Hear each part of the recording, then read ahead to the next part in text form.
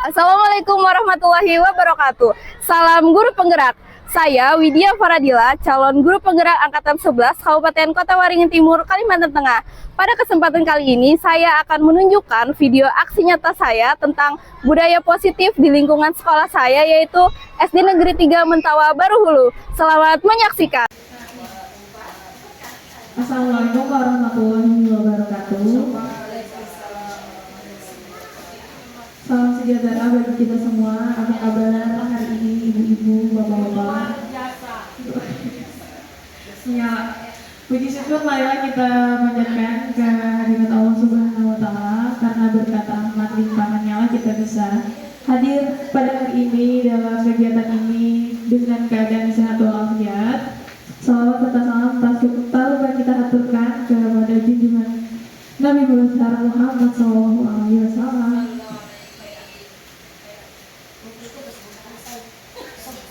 Baiklah, yang terhormat Kepala Sekolah SD Negeri 3 Mentawa Baru Hulu, yang kami hormati Ibu narasumber Widya Faradila SPD, dan yang kami hormati Bapak dan Ibu guru dan staf SD Negeri 3 Mentawa Baru Hulu.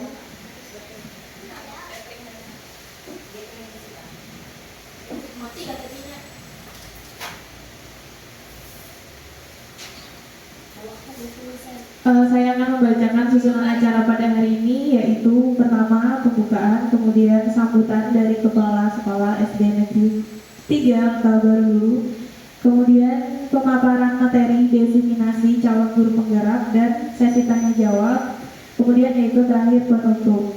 Sebelum kita mulai acara pada hari ini, marilah kita ucapkan basmalah. Ya, kepada Bapak Sugeng Priyono SPD SD, kami persilakan.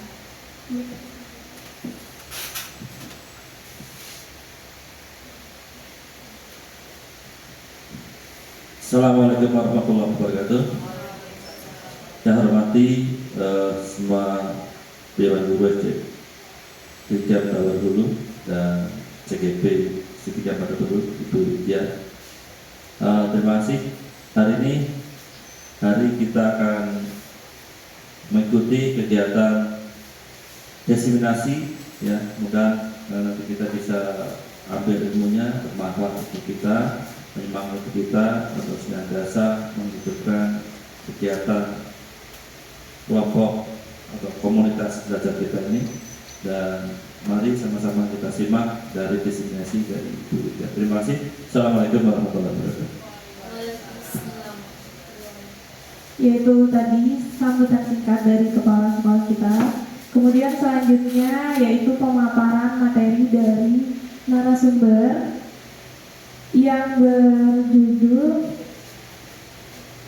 Budaya Positif Sekolah. Kepada Ibu Widya Faradila SPD dipersilakan.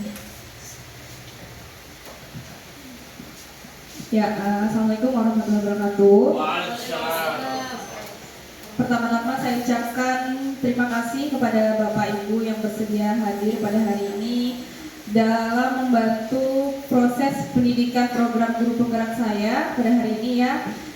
Yang mana pada hari ini saya akan sharing beberapa materi tentang disiplin budaya positif di sekolah. Nah, sebelum kita ini ya mulai, saya rasa kita ice breaking aja dulu. Ya, oke. Ya, semangat kalau ice breakingnya Bapak Ibu, ya.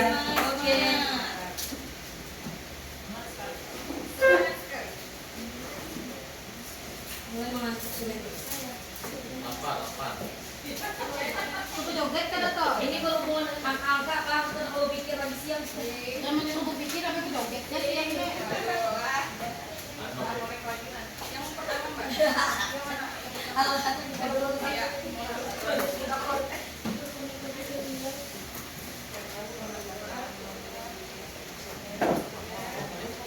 Selamat ayam yellow dua kali salah kita dua kali.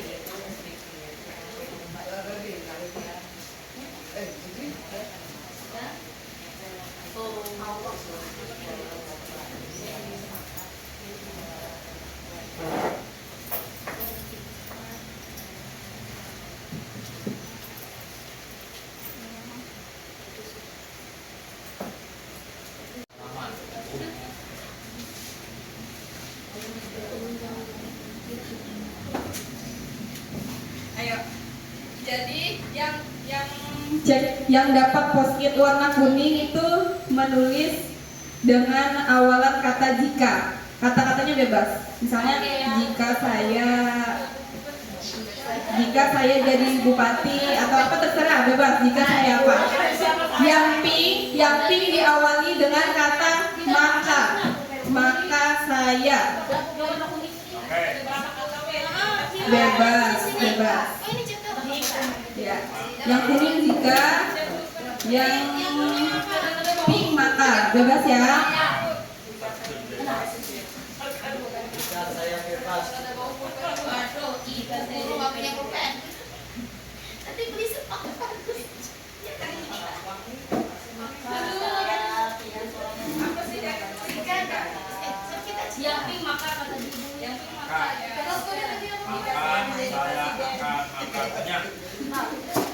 Maka saya akan diet hari ini, kan?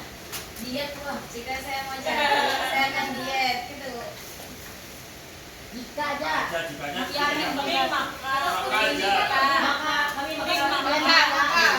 Maka kuning jika.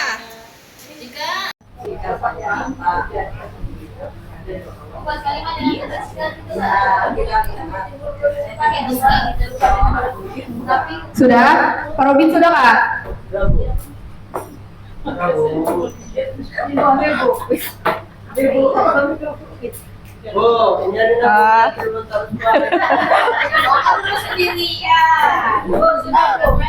Ah, sudah. Nah, jadi dibacakan ya. Dari Pak Robin aja dulu.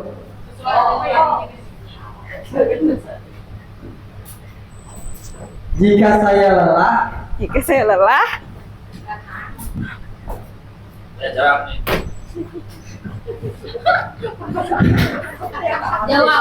Kak. maka saya akan menjadi juara pertama. Aduh. Patri lagi, Patri. Lelah itu satu. Jika saya menjadi kaya raya, Oh,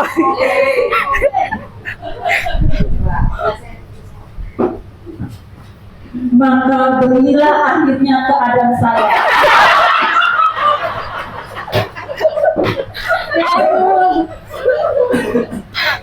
Bu Repi. Jika saya lapar, Oh, Bapak Sugeng, Maka saya akan terjun bebas.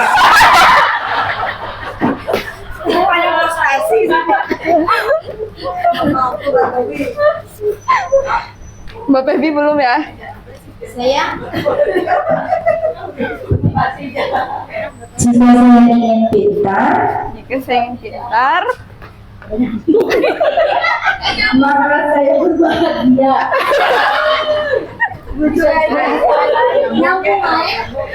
Bu Mariam. Oh, ganti dulu. Mbak Pep aja, Mbak Pep. Jika saya lolos audisi, Jika saya lolos audisi, ini maka saya akan pergi naik haji.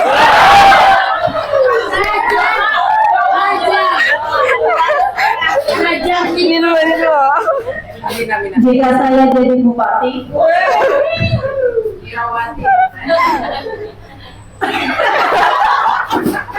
maka saya akan diet untuk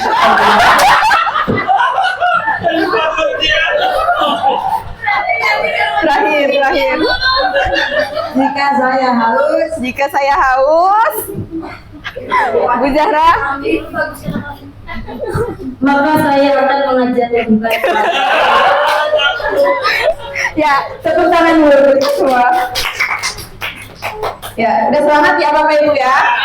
Nah, jadi nanti di kelas juga boleh diterapkan ice breaking supaya anak-anak tidak bosan ya Bapak Ibu ya. Boleh di ATM punya saya ya.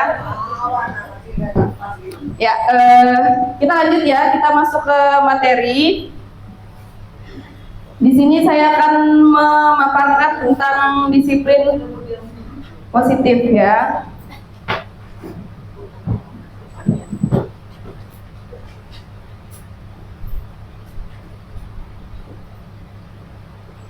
Nah, disiplin positif dan nilai-nilai kebijakan universal. Sebelum lanjut, ada yang mau memberi pendapatnya tentang disiplin? Ayo, kita sering ngajak siswa disiplin. Kira-kira kita tahu tidak ya? Ibunda. Ya, terima kasih atas kesempatannya. Disiplin itu adalah kegiatan yang harus kita laksanakan. Sudah? Sudah, Bu? Iya, kita beri tepuk tangan dulu untuk Bu Ferry. Ya, disiplin itu mengarahkan kita ke arah yang lebih baik. Itu pendapat Bu Ferry. Benar ya, karena itulah yang sering kita gaung-gaungkan terhadap siswa kita, disiplin, datangnya pagi, kerjakan PR, dan lain sebagainya. Nah, pengertian disiplin itu ternyata berasal dari bahasa Latin, yaitu disciplina, yang artinya belajar. Makna asal dari kata ini berkonotasi dengan disiplin dari murid-murid Socrates dan Plato. Disiplin diri membuat orang menggali potensinya menuju sebuah tujuan apa yang dihargai. Namun dalam budaya kita, makna disiplin telah berubah menjadi sesuatu yang dilakukan seseorang pada orang lain untuk mendapatkan kepatuhan. Kecenderungan umum adalah menghubungkan kata disiplin dengan ketidaknyamanan, bukan dengan apa yang kita hargai atau pencapaian suatu tujuan yang mulia. Nah, ini ada nilai-nilai kebajikan universal. Di sini masuk tentang profil pelajar Pancasila. Ada beriman dan bertakwa kepada Tuhan Yang Maha Esa dan berakhlak mulia, mandiri, benar kritis, berkebinekaan global, bergotong royong dan kreatif. Nah, ini adalah nilai-nilai kebajikan universal yang nanti akan berhubungan dengan materi kita selanjutnya. Nah, selanjutnya ada teori motivasi, hukuman, dan penghargaan restitusi. Nah, nanti di sini kita akan belajar tentang hukuman dan penghargaan. Nah, bagaimana cara kita men-treat siswa itu dengan hukuman atau penghargaan. Ada 3 teori motivasi perilaku manusia. Sebelumnya, saya mau dengar dulu pendapat salah satu Bapak Ibu guru mengenai motivasi. Kira-kira motivasi itu apa? Ada yang mau jawab? Oke. Motivasi adalah dorongan atau dorongan untuk berbuat, melakukan hal untuk yang lebih baik lagi untuk mencapai sesuatu yang dia inginkan. Oke, tepuk tangan dulu. Motivasi menurut Ibu Maryam adalah sesuatu dorongan atau suatu hal yang berada dalam diri seseorang untuk melakukan sesuatu. Nah, ternyata menurut teori motivasi itu ada tiga motivasi perilaku manusia. Yang pertama yaitu untuk menghindari ketidaknyamanan atau hukuman apa yang akan terjadi apabila saya tidak melakukannya. Kemudian untuk mendapatkan imbalan dari orang lain atau institusi, apa yang akan saya dapatkan apabila saya melakukannya. Kemudian untuk menghargai diri sendiri, saya akan menjadi orang yang seperti apa apabila saya melakukannya. Nah, sekarang coba kita tanya sama diri kita sendiri. Ketika kita datang pagi, absennya nggak telat, itu kita berada di motivasi perilaku manusia yang mana? Nomor 2, mendapatkan imbalan. Imbalannya dalam berupa apa, Ibu Ika? TPP. Ya nggak apa-apa, itu motivasi orang, setiap orang itu berbeda-beda. Ibu Ika berada di motivasi perilaku di nomor 2. Ada yang lain? Ada yang lain? Kita berada di posisi yang mana? Kalau Ibu Ika yang kedua. Saya nomor 3. Woi, nomor 3 ya. Berarti untuk menghargai diri sendiri. Berarti tidak berdasarkan karena ketidaknyamanan atau berdasarkan imbalan. Biasanya kita itu pertama biasanya kita berada di nomor 1 ya, apalagi kalau piket. Nah kalau piket biasanya saya nggak enak nih, teman saya datang duluan, sayanya datang belakangan dari dia. Nah itu berarti kita motivasi kita untuk menghindari ketidaknyamanan. Kemudian nomor 2, oh kalau saya lambat nanti TPP saya dipotong, saya nggak dapat imbalan, saya nggak dapat penghargaan gitu ya. Tapi beda sama yang nomor 3 itu motivasi yang berasal dari dalam diri seseorang, yaitu untuk menghargai diri sendiri, menghargai waktu ya. Nah ini bisa kita lihat siswa kita itu kira-kira berada di motivasi perilaku manusia yang mana. Nah menurut Ki Hajar Dewantara, merdeka itu artinya tidak hanya terlepas dari perintah, akan tetapi juga cakap buat memerintah diri sendiri. Nah, berarti ketika kita sudah berada di motivasi perilaku manusia yang ketiga, berarti kita itu adalah termasuk manusia yang merdeka. Nah, ini tentang penghargaan. Biasanya guru-guru milenial ya, biasanya termasuk saya, dulu saya itu suka memberi penghargaan, beri reward kepada anak didik saya. Ternyata penghargaan itu banyak pengaruhnya.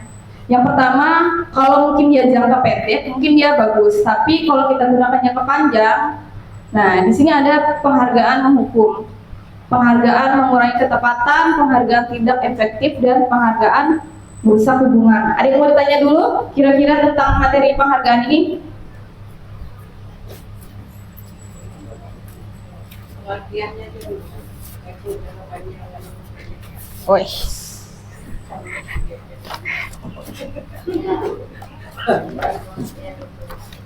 Banget sih Yan. Kemarin sudah saya ini, tapi kayaknya di mobil ya. Ya. Cek. Nah, kenapa penghargaan itu dikatakan dia menghukum, dia mengurangi ketepatan, tidak efektif, dan merusak hubungan? Ternyata kalau kita gunakan penghargaan itu secara jangka panjang, dulu saya sering ngasih penghargaan ke siswa saya. Misalnya kalau dia bisa jawab, saya kasih uang, saya kasih coklat, atau buku atau lain-lain gitu. Ternyata kalau kita gunakan penghargaan itu dalam jangka panjang, ternyata motivasi mereka nanti berubah. Oh, saya mau bisa jawab supaya nanti saya dikasih dapat hadiah dari ibu gitu. Ternyata dia tidak punya motivasi intrinsiknya, tidak dimunculkan gitu. Bukan karena ingin menghargai dirinya sendiri, tapi karena dia mau mendapatkan penghargaan, mendapatkan imbalan. Atau kalau misalnya ulangan nih misalnya, saya harus dapat 100 biar saya dapat reward, dapat penghargaan. Akhirnya dia karena di bawah tekanan tadi nih, supaya dapat penghargaan, supaya dapat reward, dia akhirnya mencontek gitu. Dia akhirnya merasa berkompetisi dengan temannya, akhirnya dia menghalalkan segala cara supaya dia menonjol gitu dari teman-teman yang lain. Nah, itulah kenapa penghargaan itu kenapa ada yang bilang bahwa penghargaan itu merusak hubungan gitu, mengurangi ketepatan, penghargaan tidak efektif, penghargaan menurunkan kualitas, penghargaan mematikan kreativitas gitu ya. Tapi kalau digunakan jangka pendek kayaknya masih oke-oke aja gitu ya.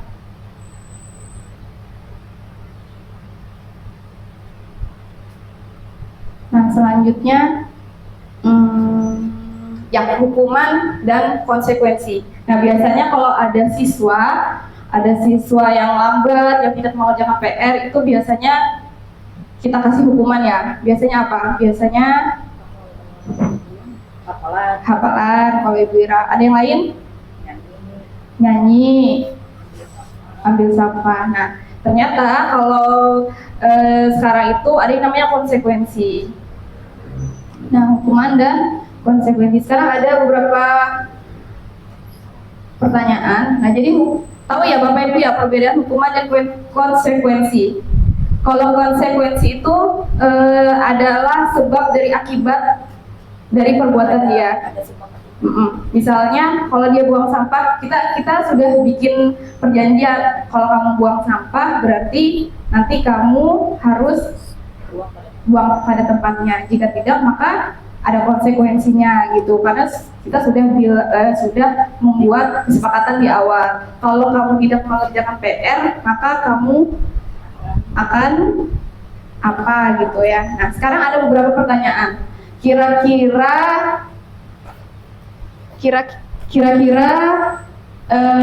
itu termasuk hukuman atau konsekuensi?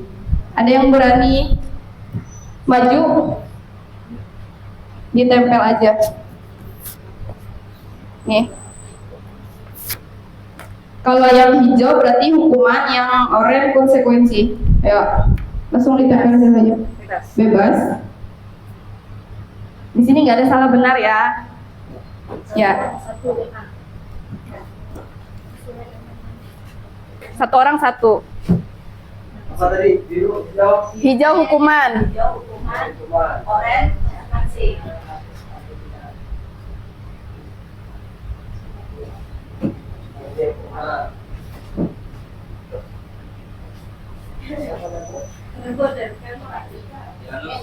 Nggak mau nempel lah. Waduh.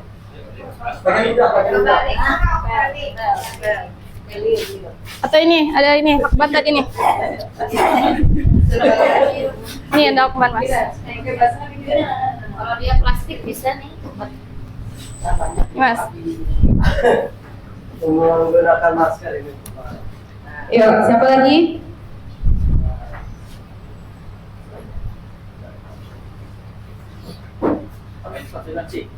Boleh, terserah Pak. Ya, itu konsekuensi.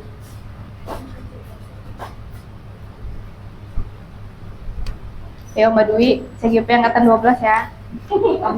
Bantuin ya. Oh, gampang. Pokoknya saya udah bilang ya, tugas gampang aja. Tugasnya pakai punya saya aja.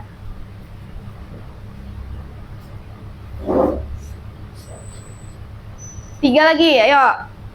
Ayo baikkan. Bikers tuh. Dulu apa tadi yang Hijau itu hukuman, orange konsekuensi. Yes.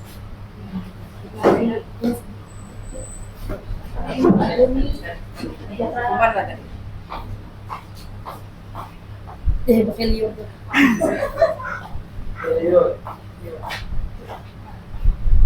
Oh, orange.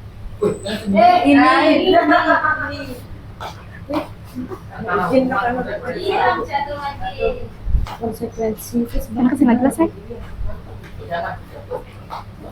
Pakai ini aja, Mbak. Mbak Jana.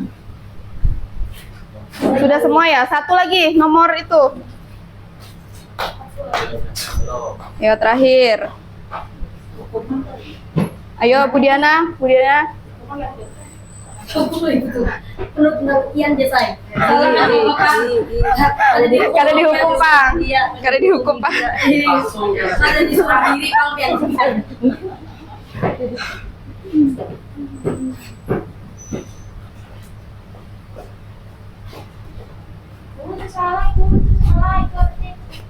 Ini nomor terakhir ini nih, Pak Robin ini harus tahu ini.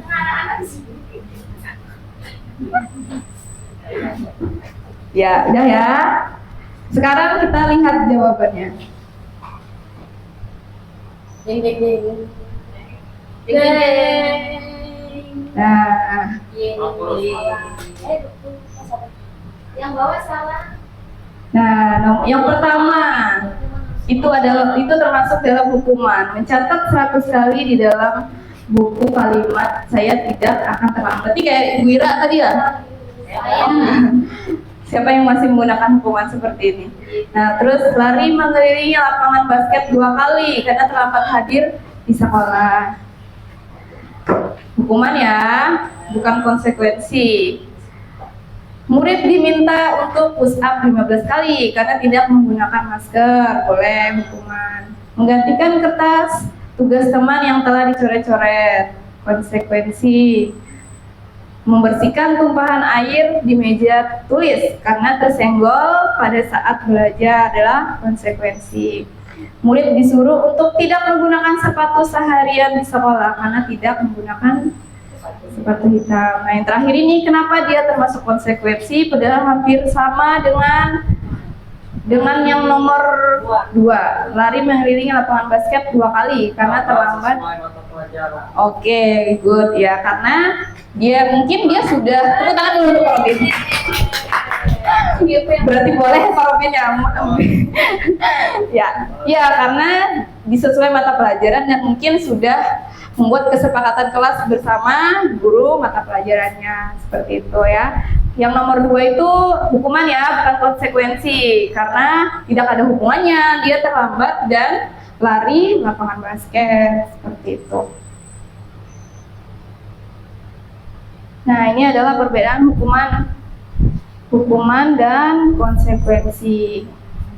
Sesuatu yang menyakitkan harus terjadi. Dihukum itu nggak enak ya, menyakitkan. Terus sesuatu yang harus terjadi kalau konsekuensi. Hukuman membuat anak sakit fisik maupun hati untuk jangka waktu yang lama. Kalau konsekuensi, anak menghargai disiplin. Anak membenci kedisiplinan kalau dihukum ya. Kemudian kalau konsekuensi, anak itu menghargai disiplin ya. Terus paksaan, tapi kalau konsekuensi itu adalah stimulus atau tanggapan. Mendorong anak menyakiti diri sendiri. Kalau di konsekuensi, mendorong anak agar mudah menyesuaikan diri. Konsep diri yang buruk. Kalau konsekuensi adalah konsep diri yang baik. Anak belajar untuk menyembunyikan kesalahan. Nah, ini karena dia takut dihukum tadi. Kalau konsekuensi, anak belajar untuk mematuhi peraturan. Kalau anak dihukum, marah, rasa bersalah, dipermalukan, merasa tidak dihargai. Sedangkan kalau konsekuensi adalah kehilangan hak, dibuat tidak nyaman, diasingkan untuk sementara ya.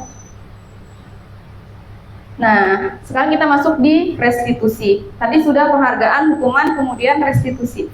Restitusi adalah proses menciptakan kondisi bagi murid untuk memperbaiki kesalahan mereka sehingga mereka bisa kembali pada kelompok mereka dengan karakter yang lebih kuat ya.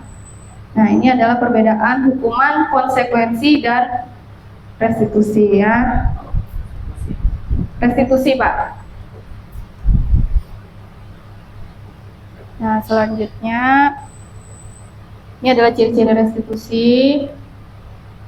Nah, sekarang keyakinan kelas. Nah, jadi kita nyambungnya di keyakinan kelas. Kenapa ada hukuman, penghargaan, restitusi. Sekarang kita membuat keyakinan kelas. Ada yang sudah punya keyakinan kelas nggak di kelasnya masing-masing?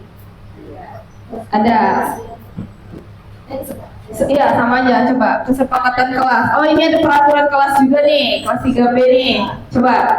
Oh, saya bacakan aja peraturannya. Siswa harus hadir di kelas tepat waktu. Nah, boleh. Angkat tanganmu sebelum berbicara. Wajib memakai seragam sesuai ketentuan. Berperilaku sopan dan santun. Nah, itu adalah peraturan kelas yang dibuat oleh kelas 3B. Nah, nanti boleh. Nih, peraturan kelas. Peraturan kelas itu berada di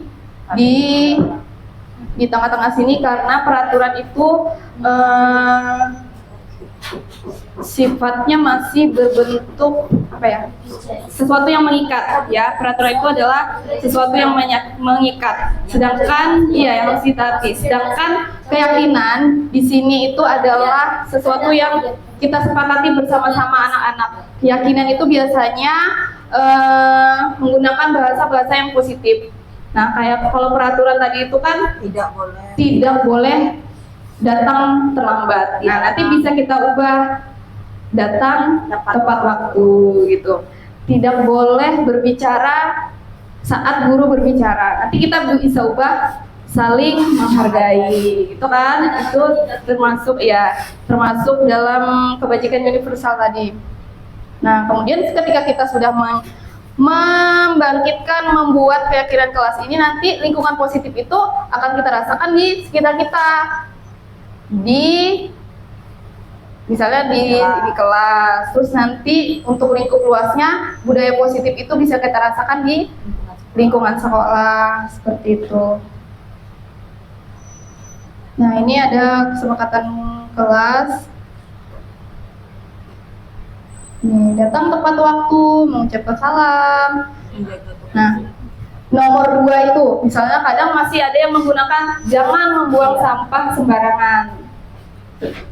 Bisa kita ubah menjadi menjaga kebersihan sekolah. Misalnya lagi Membuang sampah pada yang nomor 4 itu aktif dalam pembelajaran. Misalnya jangan ribut dalam kelas, bisa kita ubah aktif dalam pembelajaran, atau yang tertib itu juga bisa ya.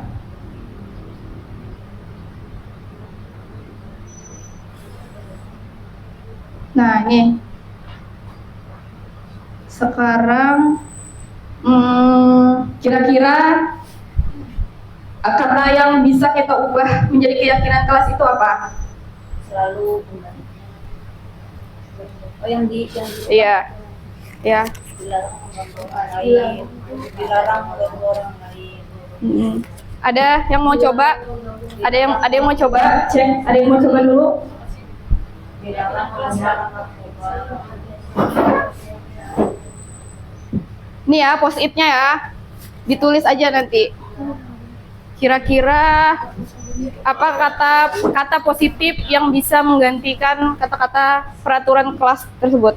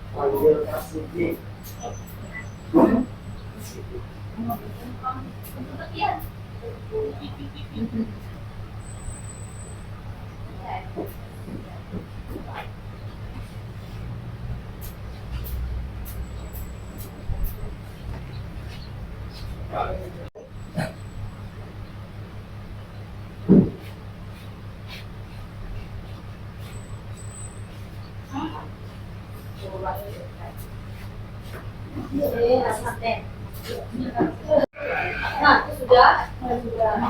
Baik.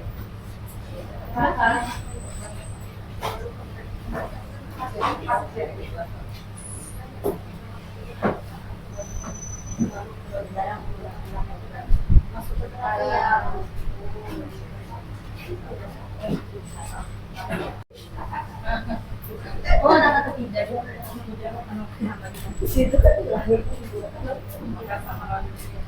Dilarang menggunakan Cek. Nah, hidup sehat. ya. Yang pertama, selalu kembalikan buku ke tempatnya. Tetap buku dengan rapi, boleh. Dilarang mengganggu orang lain, saling menghargai dan menyayangi. Oke, sekarang kita lihat jawabannya.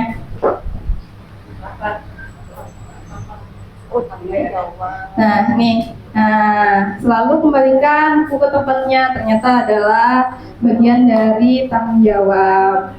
Dilarang mengganggu orang lain, menghormati orang lain. Hadir di sekolah 15 menit sebelum pembelajaran dimulai. Menghormati orang lain dan berkomitmen. Dilarang melakukan kekerasan.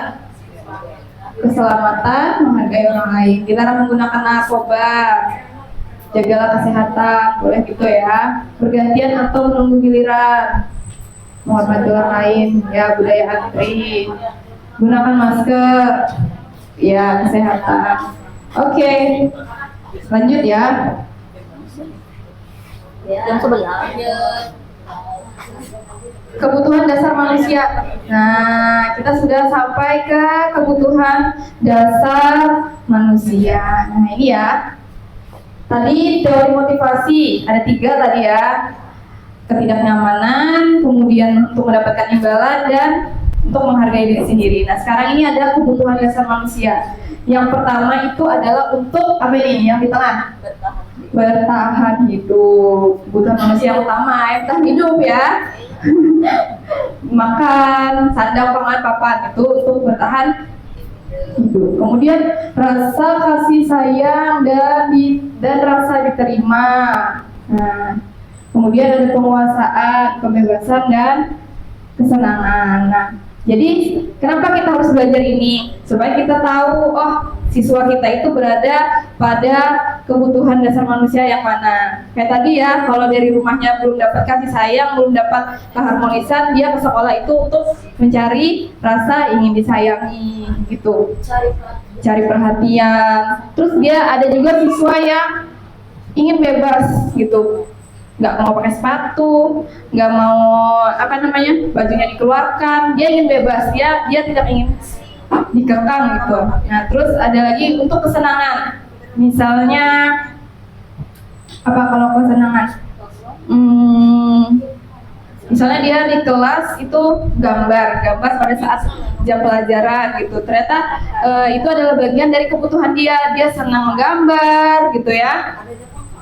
Terus ada juga yang penguasaan. Biasanya apa? Contohnya kebutuhan dasar penguasaan. Biasanya ada yang kayak di kelas Bu Zahra itu katanya ada satu orang yang mendominasi, yang katanya teman-teman lain itu takut sama dia. Ternyata ya laki-laki perempuan itu takut sama dia ya Bu Zahra. Padahal anaknya itu perempuan gitu. Nah, itu bagian dari kebutuhan bahwa dia itu harus menguasai kekuasaan gitu. Kalau abid itu masuk apa? Abid itu apa ya? Kayaknya dia masuk di kasih sayang mungkin dan rasa diterima. Ya. Nah, ini ada posisi 5 posisi kontrol. Nah, ini posisi kita sebagai guru. Yang pertama itu di sini ada menghukum, membuat rasa bersalah, atau sebagai teman, pemantau, atau manajer. Ayo, sekarang posisi kita ada di mana? Bu Ika, Restu. Posisi kita sekarang ada di mana? Posisi 5 posisi kontrol guru. Nah, itu ada kata-katanya tuh. Kalau dia menghukum, dia menghardik, menunjuk-nunjuk, menyakiti, menyindir. Guru kejauh bisa hajar. Itu ada kata-katanya kalau menghukum. Kalau kamu tidak melakukannya, awas ya, gitu. Ya, tergantung kondisi dan situasi, boleh. Ini kalau Ibu Zahra ini pasti membuat rasa bersalah nih. Jangan lapor-lapor di kantor. Ibu tuh gak enak dilihat guru lain gitu ya.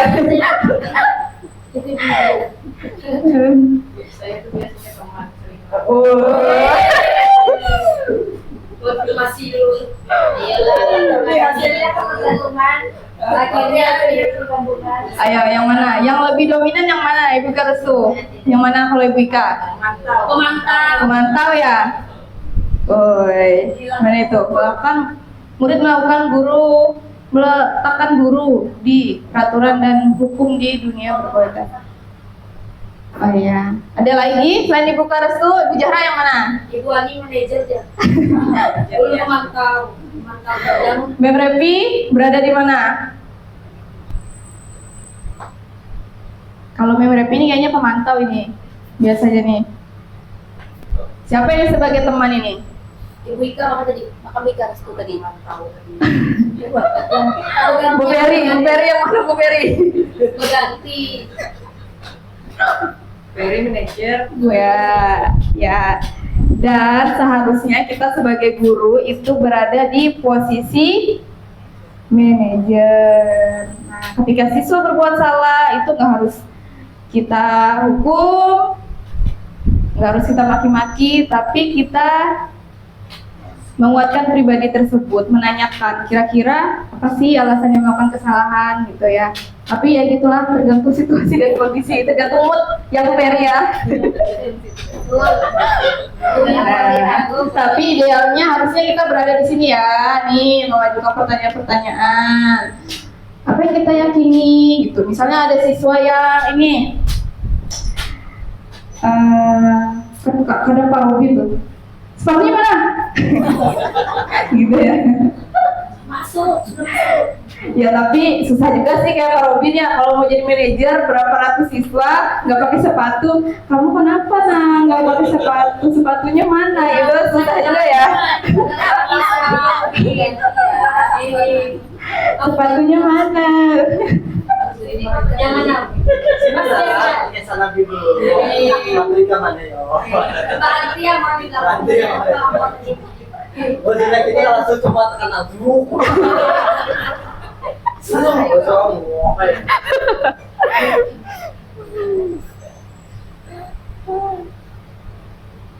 Tadi ada video lah, apa? ada video lah tadi Wan kirim. Coba cek di ini file. Sabar Merepi, sabarlah. Validar atau nyari? Tenang, habis ini berbagi. Oh tenang ya, tenang ya.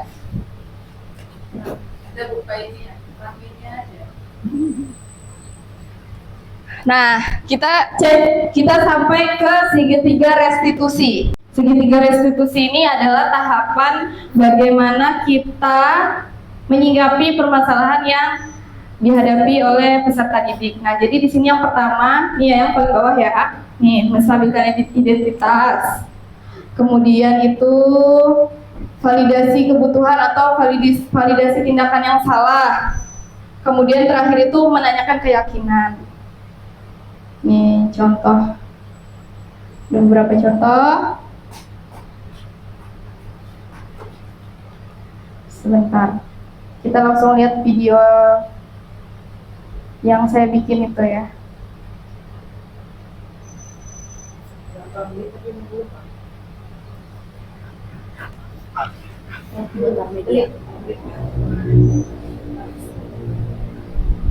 Enggak, ini sebentar aja nih.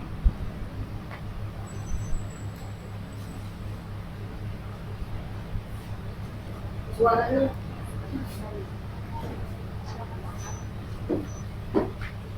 Sabar, ini masih opening. Mana suaranya Mbak?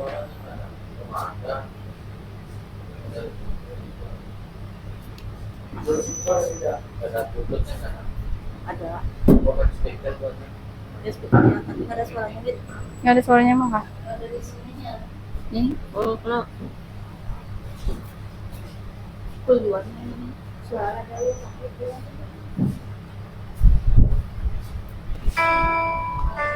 Coba dari awal. ulang kan? Dari awal aja, biar suaranya lebih dari sini. Nah,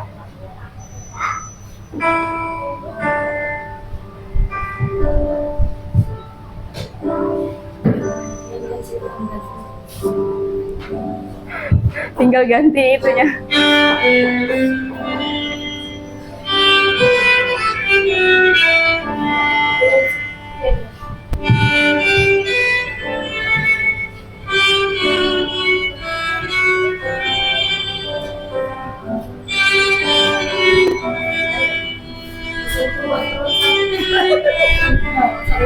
kecamatan nggak menangis.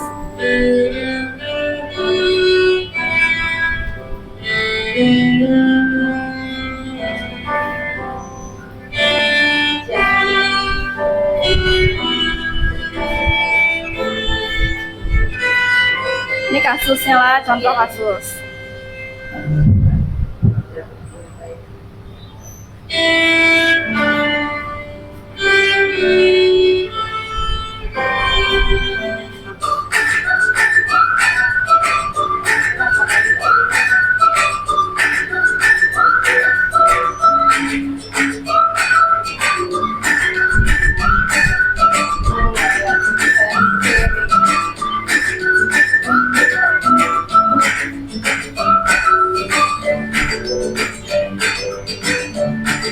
Aduh, lucu di sini kamu.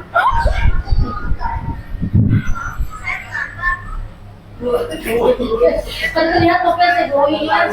Terlalu anunya. Lucu di sini nih. Nggak bisa. Ini memang anu suara. Assalamualaikum. Waalaikumsalam. Fazla sudah istirahat? Sudah tadi di kantin. Sudah. Salam. Kan lo kada sinkron. Soalnya tadi saya datang terlambat. Datang terlambat. Fazla tadi berangkat dari rumah jam berapa? Jam 6.40, Bu. Kita masuk sekolah jam 6.40.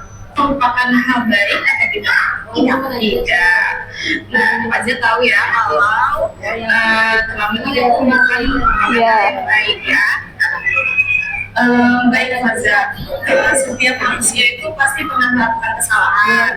Aku juga pernah terlambat datang ke acara. Tapi di sini kita tidak sedang mencari siapa yang salah dan siapa yang benar ya. Di sini itu Betul. membantu Fazla untuk mencari jalan keluar, mencari solusi atas permasalahan Fazla kenapa datang terlambat. Gitu ya? Iya. Fazla pasti punya alasan kenapa Fazla datang terlambat pada harinya. Iya. Kira-kira kenapa? Soalnya malam tadi saya tidurnya kemalaman. Tidurnya kemalaman, ya. Jam berapa tidurnya? Jam 10. Jam 10. Tidur kemalaman karena apa? Karena belajar atau ada hal lain? Karena main HP. Karena main HP. Nah, sekarang Fazla tidur kemalaman jam 10 malam karena main HP. Kemudian Fazla bangunnya telat ya, sehingga datang terlambat ke sekolah. Seperti itu ya Fazla ya? Iya. Baik, Fazla masih ingat tidak keyakinan kelas yang pernah kita sepakati bersama? Masih. Kira-kira keyakinan kelas yang mana yang Fazla langgar? Disiplin dan tepat waktu. Disiplin. Nah, ini menanyakan keyakinan yang sudah disepakati. Sekarang apa yang harus Fazla lakukan supaya tidak datang ke sekolah lagi serta bisa disiplin datang tepat waktu? Tidak perlu bermain HP, masang alarm, kepada Allah. Boleh. Nah, berarti Fazla tidak bermain HP, masang alarm. Selain itu apa lagi? Tidurnya jam berapa? Jam 8. Jam 8.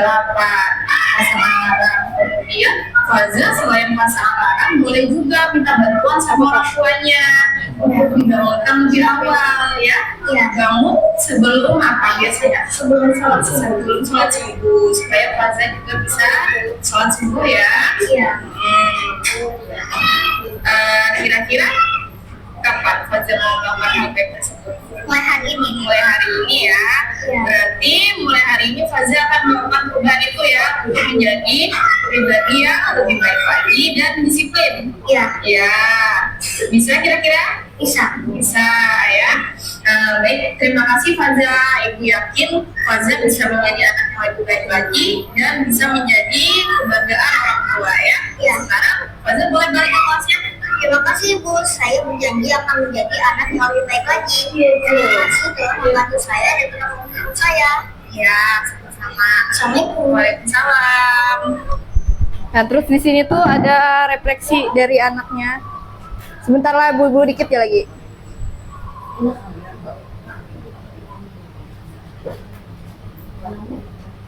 Oh, ini nggak usah. Perkenalkan, nama saya Fazla, kelas 4A, SD Negeri 3, RP Priok. Saya senang dengan cara Bu Widya menyelesaikan masalah saya. Saya diajak mencari solusi bersama-sama tentang kasus hukum saya, sehingga saya bisa menjadi pribadi yang lebih baik. Terima kasih Bu Widya. Sama-sama. Nanti harus nanti.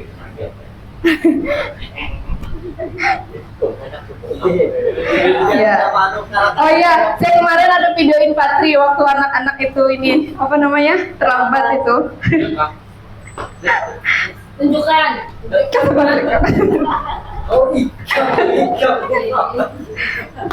Nah, dah ya ibu-ibu. Nah, tadi kita sudah belajar tentang budaya positif, disiplin positif, ada hukuman, penghargaan, dan restitusi, kemudian keyakinan kelas, dan juga segitiga restitusi ya. Oke, nah saya minta coba 2 orang untuk merefleksikan kira-kira apa aja yang sudah didapat dalam pertemuan pada hari ini. Siapa kira-kira? Bu Ira, Mas Robin aja, Mas Robin. Shoot ke Mas Robin ya? Baru apa yang saya dapatkan tadi itu Pak. Ya. Apa itu?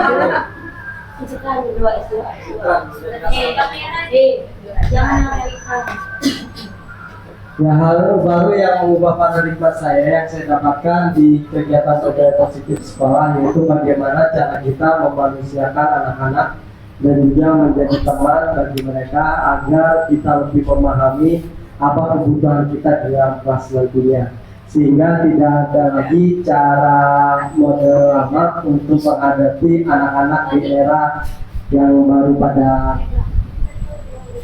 hari ini. Seperti itu mungkin dari saya. Sekian, terima kasih. Lagi Patrika. Bu Repi aja, Bu Repi. Apa ya? Dari materi ini cukup banyak belajar dan evaluasi sih lebih tepatnya buat saya gitu, bagaimana menjadi guru yang ketika anak sudah terlambat itu kita tidak bersikap membuat mereka down gitu, tapi bagaimana memotivasi mereka supaya tidak melakukan kesalahan yang sama dengan mencari cara gitu. Jadi kita tetap konsultasi dengan dia dan juga bersama dengan orang tuanya gitu. Dan juga yang paling penting ya ketika kita menciptakan budaya positif di sekolah itu adalah membenahi diri kita sendiri, itu ya saya dapat.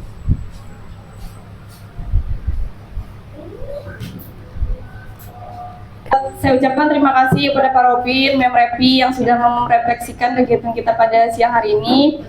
Ada satu bait yang saya petik tadi dari ucapan Mem Repi bahwa kalau kita ingin merubah sesuatu itu memang harus dimulai dari diri. Nah, itu yang tidak saya sampaikan dari awal tadi. Padahal ketika kami itu belajar modul di PMM itu selalu diawali dari dalam diri. Ada yang namanya modul itu mulai dari diri. Nah, ternyata itu yang saya lupakan dari tadi. Ternyata sudah disampaikan oleh Mem Repi bahwa apapun itu ketika kita ingin merubah sesuatu, kita ubah dari diri kita sendiri. Makanya kita itu ya susah mengajak, apalagi kayak Bapak Kepala Sekolah. Saya tahu jadi kepala sekolah itu berat, mengubah banyak pemikiran kepala-kepala yang berbeda ini menjadi satu tujuan gitu. Makanya tujuan saya ikut GP ini apa sih? Saya itu mau merubah yang lingkup kecil dulu, merubah di lingkungan kelas saya itu seperti apa gitu. Nah, kalau cuma satu itu kayaknya berat, kalau cuma saya sendiri gitu,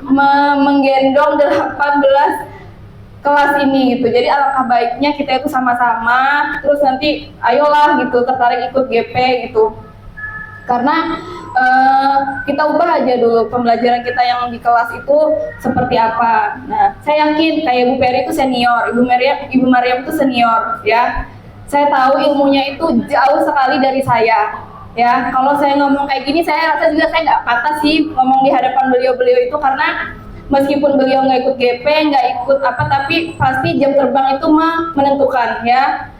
Saya tahu beliau-beliau itu pasti pembelajarannya lebih bagus gitu, meskipun Bahasa istana. iya begitulah ya. Ya, saya ucapkan banyak terima kasih. Saya akhiri. Wassalamualaikum warahmatullahi wabarakatuh. Waalaikumsalam. Tutup aja, nggak usah tanya. Ini dari sesi tanya kan, saya sudah menyiapkan. Oh ya udah, boleh. Baiklah, baru saja kita menyimak materi dari Sudah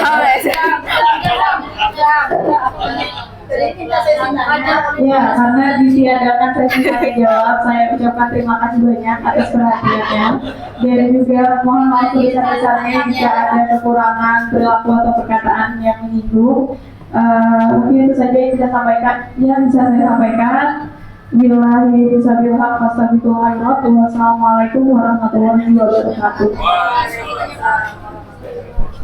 Oke, setelah mendengar pemaparan dari Bu Widya tentang budaya positif di sekolah, saya belajar lebih banyak lagi gitu, bagaimana menerapkan disiplin kepada siswa, bagaimana memberikan penghargaan ketika mereka memberikan yang terbaik gitu. Secara khusus tentang keyakinan di kelas gitu. Jadi kita sebagai guru ketika membuat keyakinan di kelas, kita harus melihat kapasitas siswa kita juga. Jadi keyakinan kelas yang kita buat itu tidak muluk-muluk, tetapi yang berpihak kepada siswa supaya budaya positif itu dapat tercapai. Misalnya ketika siswa saya terlambat, saya tidak memberikan hukuman negatif, tapi bagaimana saya mencari solusi supaya hal itu tidak terulang lagi. Dan ketika siswa saya sudah bisa melakukan itu, saya wajar memberikan penghargaan, misalnya secara verbal ataupun non-verbal gitu, karena itu sangat dibutuhkan oleh siswa. Dan yang terpenting, ketika kita ingin menerapkan budaya positif di sekolah, kita sebagai guru harus menerapkannya terlebih dahulu. Misalnya kita menjadi guru yang disiplin, tidak terlambat ke kelas, dan kita tidak juga melakukan hukuman-hukuman yang tidak mendukung anak-anak, yang membuat mental mereka down gitu. Tapi kita tunjukkan bahwa kita adalah menjadi orang tua mereka di sekolah, menjadi teladan mereka di sekolah. Jadi segala sesuatu itu harus dimulai dari diri kita sendiri. Terima kasih. Budaya positif merupakan perwujudan dari nilai-nilai keyakinan universal yang ditetapkan sekolah. Budaya positif di sekolah tidak dapat diciptakan secara instan. Dalam penerapan budaya positif di sekolah diperlukan tuntunan dan keteladanan dari seorang guru. Guru harus menjadi contoh yang baik sehingga murid dengan kesadaran diri akan mengikuti apa yang dilakukan oleh guru.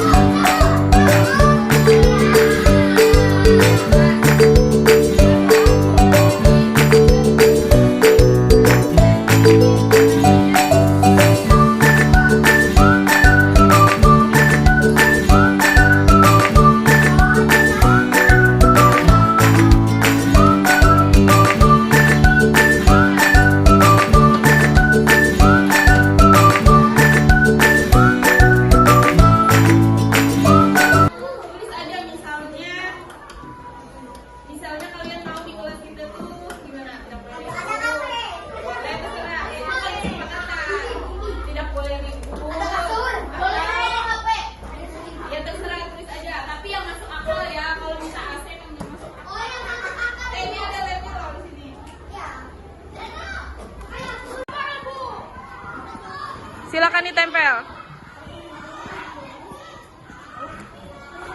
Aku bingung, aku lecin banget. Lanjut, Sen.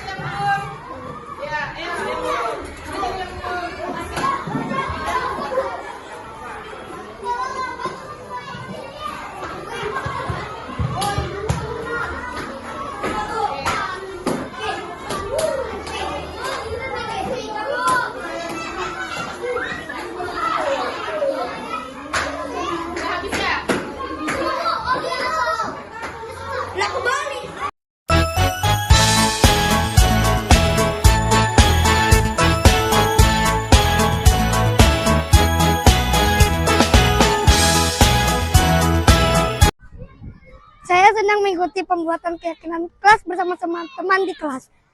Melalui kegiatan ini kami diajak Widya untuk bersama-sama untuk mencari nilai-nilai kebajikan yang sesuai dengan situasi di kelas kami. Yang kemudian kami sepakati bersama-sama melalui kegiatan ini maka dapat menumbuhkan rasa tanggung jawab kami dan tentunya dapat membangun budaya positif di sekolah kami, khususnya di kelas kami.